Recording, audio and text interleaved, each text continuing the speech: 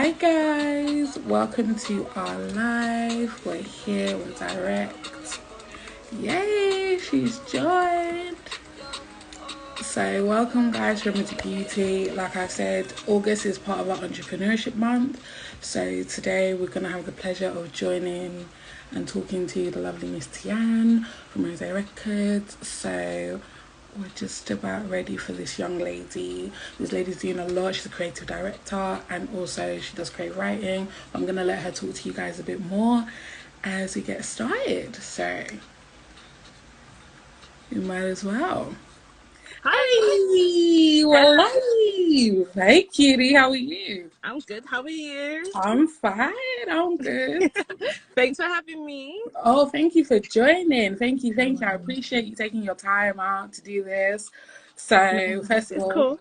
welcome. Thank you. Is my sound and everything okay? Yeah, I can hear you. Can you hear me? Okay. Yeah, I can hear you. It's fine. Good.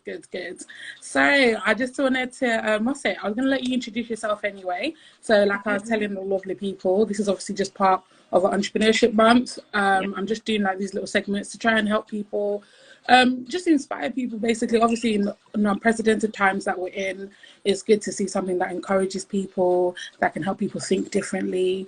So that's really, I'm not going to do too much spiel. So I'll start by you. So you introduce yourself to us, lovely. Tell us a bit about you. Tell us about Miss Tianne. Yeah, sure. Hi guys, I'm Tianne. At the moment I'm currently a creative manager and I also write some blogs as well. So I write as well. So yeah, I work for Rozey Records at the moment, who are a record labeled company. And yeah, I just help out with all things creative, marketing, social, and everything. So tell us what got you into that field. Like what is... Okay, so with the field, how I got into it, it was kind of, I don't know, like, you know, when you're just helping out a bit with other stuff. So at the moment, so I generally studied media communication and journalism at first. And I've now gone into doing a master's in marketing. So brains and beauty, yeah. All right, go on. I try. But yes, currently literally just been doing that, and I was helping out the guys at Rozey Records with everything that they've been doing. So when it was coming up with ideas, when they needed artists, and stuff, I was just helping with little bits and pieces, and literally from that, they were just like, you know what, like, you've got some ideas, why not let's put it all together and make it happen. And literally that's how I became like the creative manager. So they saw a good thing and they said she's better with us than against us, isn't it? Yeah, that's what we like to hear. Pretty much, yeah, that's how it went. So tell us about the blog. What do you do with your blog? Okay, so with my blog, oops, that just dropped for a second. But yeah, with my blog, it's basically just a motivational blog that helps just like people that are going through stuff, if they're like, if you have life experiences and stuff. I feel like I have a lot of those. So with the blog, I basically created the blog to help other people, just in case like anyone dealing with like depression, anxiety and stuff like that. It's more like a motivational blog, but then with the help of God in things as well. So yeah, that's basically what the blog is about. That's cool. So I mean, obviously I don't know you if you want to go into too much detail, but like how long have you been doing the blog for? When did you start that? Okay, so with the blog, it really started, when would I say I started it during this quarantine, to be honest. During the whole corona dilemma, that's when I started the blog. So with the blog, I was originally writing stuff anyway. So yeah, I was writing stuff already, and then I just kind of thought, you know what, like, this is so relatable to a lot of people. And I think I wrote something one time and my friends read it and they were like, oh, you should really start a blog and start talking about the stuff that you've been doing, and this could actually help and reach out to other people. So during the whole quarantine, when there was literally like, okay, I'm on furlough from work, I'm not doing anything, let me just start a blog and see where it goes. And it's got a lot of positives out of it, and I like doing it. It's where I don't know, it's like a little, it's therapeutic. My mind. Yeah, it's very therapeutic. Yeah, it really is. So yeah, started doing. That's good. No, that's so good. I think it's always important to have like an outlet for things as well, you know. I think sometimes like people are so used to, as good as social media is, it's not always the great outlet, because people can tell you the life they want you to think they have on social media, and you'll Literally. start comparing yourself, and you wouldn't even know that that person is probably doing the same thing as you or in the same situation as you. Literally. But because they're getting 60 likes and you're getting 4, you're thinking your life isn't the same value as theirs. Trust me, it happens all the time. I feel like everyone, like, you're going to get to stages in life where you start doubting yourself, or you start thinking you're not as good as you want to be, and then it affects you and it affects what you're doing. So I think when you have something to lean on, and this is how I deal with what I'm dealing with when I'm going through it, it's the best thing possible. Because some people don't always want to talk to everyone else, or reach out to other people to let them know, like, oh, this is what I'm going through, or this is how I feel at the moment. A lot of us like to keep it bottled up. So with that, literally with the blog, it was just for a place for me to be real. Yeah. And we need that in this life, you know. Too many people aren't real, you know. Everybody wants to show you the first face. The best things of life, the good. No one wants to ever show you that their downfalls or where they went wrong. So yeah. But I think sometimes if people actually were a bit more forthcoming, they would understand how much inspiring it can be as well. Because sometimes when someone can see how far you've come, it can even spur them to keep going as well. So I mean, obviously in your role now, you know, you're in the creative side of things. You're obviously more of a creative spirit.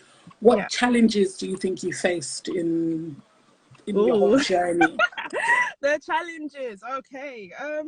I think the major challenge for me is when you're working with other people, it's like you have an idea and then they have their idea too. So everyone's got their ideas and everyone wants to put in their bits and bobs. And I think what the challenge is, say you want to create something that everybody can look at, something that everyone looks at and they know who it is. Like, you look at a brand like, say, Nike, you look at a brand like Nike, so you see the logo, you know what it means, you know what it is, and everyone can relate to it. And there's other things. So I think with the whole with the challenge side of things, I'll say stuff like that. So in terms of coming up with ideas that is like, okay, everybody should like it, and we want them to like it too. We want them to see what we're doing. We want them to understand the meaning behind it. I'll say that is the main challenge, and just getting everyone on board for everything. Because you might have an idea in your head where it's like, okay, I want to do an interview with certain people, and then it's like communicating, then you're going back and forth through people. It's not an easy journey at all. You got to have a kind of mindset where you just got to be patient, because you're working with a lot of people, so you just have to be patient with different things. So I'll say that is the most challenging part of it, but I like a challenge. It's fun. So Hey, you don't like a challenge. I like that. No, it's good. So obviously about your mindset. So how do you keep your mindset, like, you know, focused? How do you, sometimes, like you said, when you're trying to sell ideas, people may not be, you know, hearing you, they may not be feeling it, but how do you encourage yourself to stick to your convictions? I think with me keeping my mindset, I would say I know when to turn off from work, and I think that helps a lot. I think it can get so overwhelming with doing working, and it's like, okay, I need a break. So I feel like taking pauses and breaks help a lot. Just breathing. I think also communicating a lot is a good thing as well, because once you have your idea, okay, cool. If someone doesn't agree, then you can message them. Okay, why don't you agree with this idea? What is the problem with it that you don't like it, or you have a problem with it? And I think that helps a lot, because then you get to understand. You need to be understanding, especially you need to understand everything. So I'll say it's more communicating, understanding, and taking breaks. And when it gets too much for you, like, just take a step back from it and be like, okay, cool, I need a break from this right now, but I'm gonna come back to it. And even if you go and sit on your own, come up with a few ideas yourself and be like, okay, cool, they didn't like that idea, I'm gonna take on what they've said from it. Don't look at it as, oh, that's a negative, they hate it, they don't see my vision. You have to make people see your vision. So what you got to do is just work on what you're doing, come up with ideas, justify everything that you've done, and then come back to them with the new ideas, take on what they've said as well, and then make it work. So I mean, the main thing I'm getting from there is keep going. Keep There's going. no such thing as Definitely keep going. Never stop, you. never quit at what you're doing. Like, even when it gets too much, just take a break. Literally, take a break, come back to it. And I hear what you're saying, because I like the part when you were like, you know, you take a break, you can step away. I think sometimes people need to understand it's okay not to be okay. Yeah, sometimes definitely. It's not a sign of weakness. It's not a sign of, you know, that you're not going to make it. Like, it's okay to pause, regroup, and come back again, you know? And you Definitely. probably find as well, I don't know if it's happened to you, but for me personally, when I do that, sometimes I come back better than I was. When you can Definitely. regroup, you come back with even better ideas you weren't thinking about because your emotions were just a bit at that time. No, it happens all the time. It's like, you know, like say you was doing a coursework or something. Like back in the day when you used to type. Now that we have like word recovery, but before when you used to do when you used to do work before, you'll type a whole essay, and then if you didn't save it, that's it, gone. But have you noticed? Wait, okay, you get upset in the moment because okay, I just wasted my time. Everything's gone. Now I'm panicking because time's against me. But then you come back and you're like, when you go back and do it, you end up doing it better than you did it the first time. Exactly. Literally. So I just take those things as, okay, that's a little hiccup. It's happened. How do I move forward from this?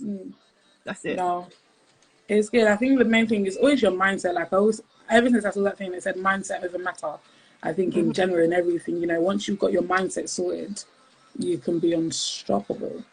But that's that's a good thing. So you're in your position you're in now. Where do you see yourself in for the next 5 years?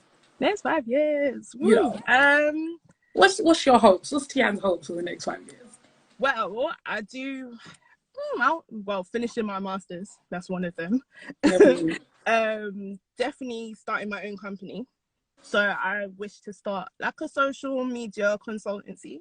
Okay. Eventually. So if you have a business idea, come to me with the business idea, and basically you're listening, guys.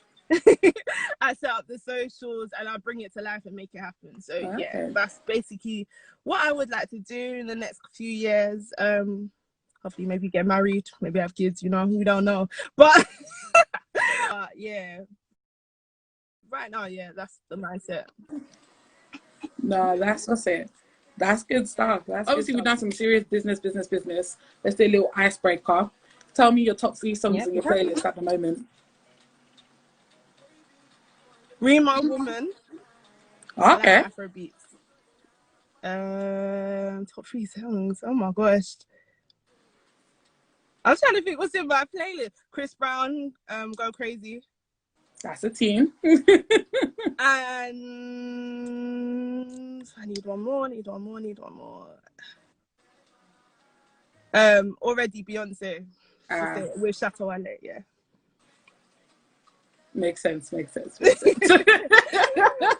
Yeah, I like the Afro beats, and I'm a bit of everything. So yeah. No, I hear you.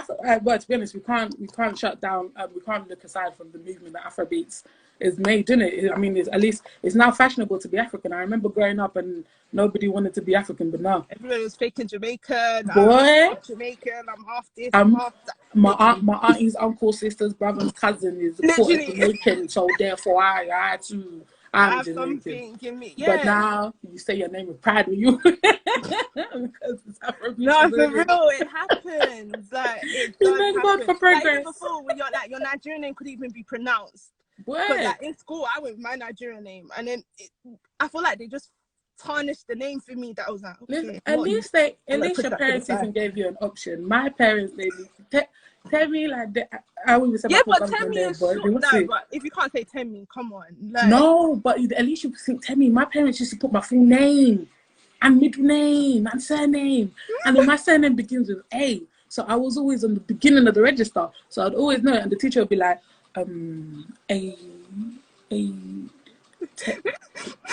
Temi. Like, thank you. So literally, no, it happens.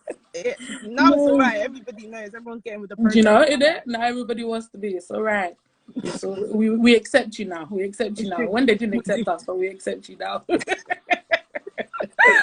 I digress. So I think the next question I probably would be: what advice would you give to somebody wanting to get into maybe your field at the moment, the creative field?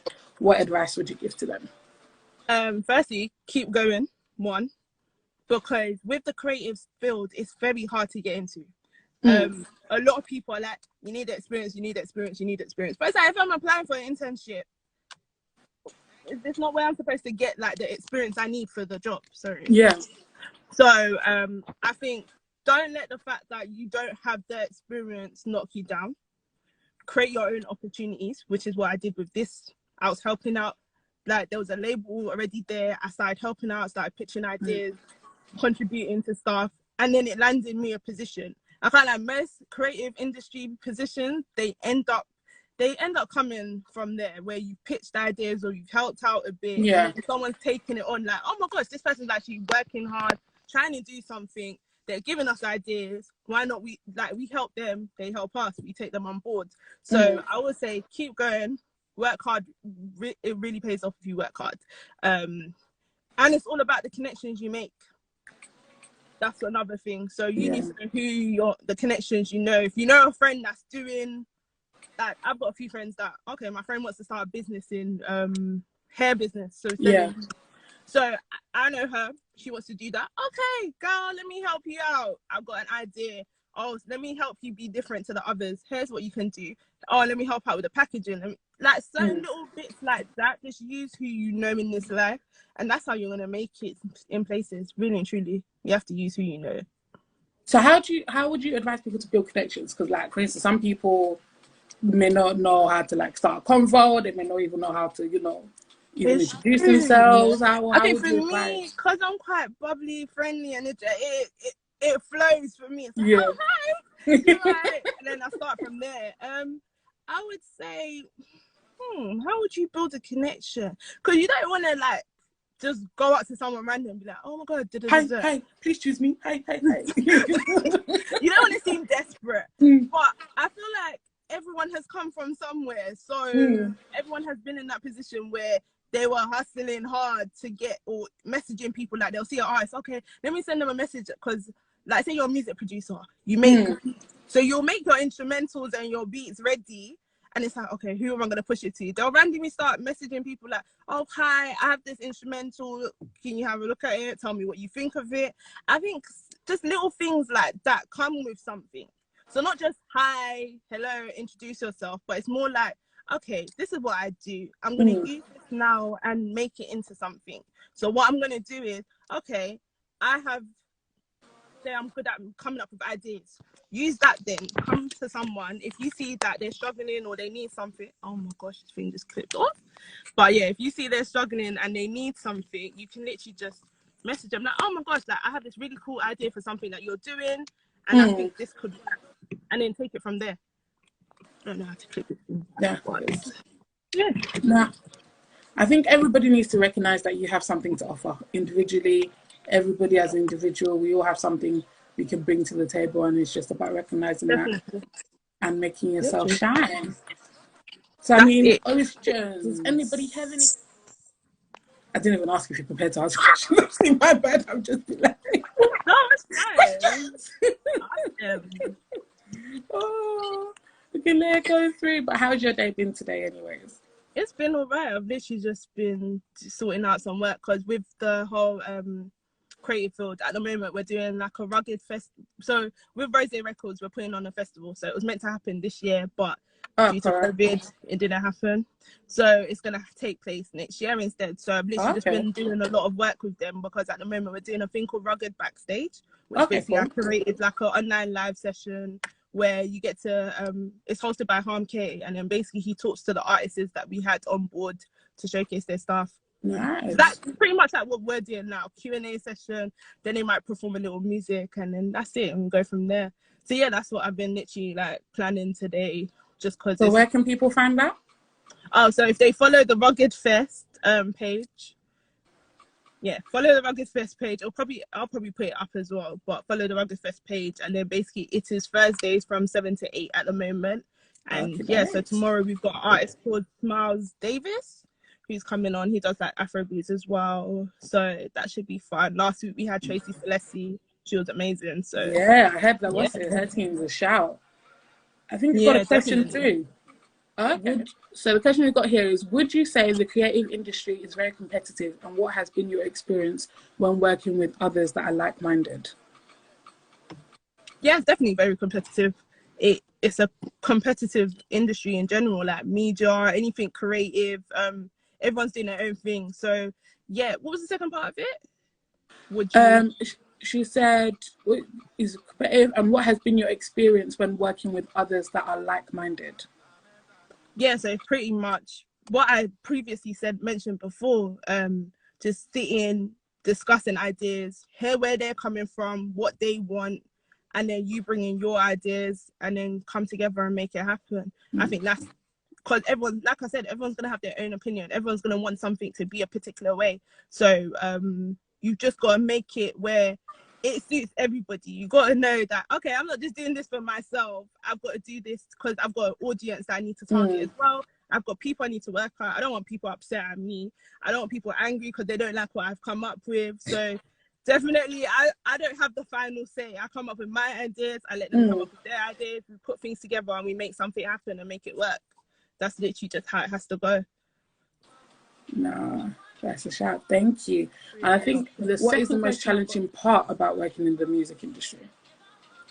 That you've got so many artists doing music.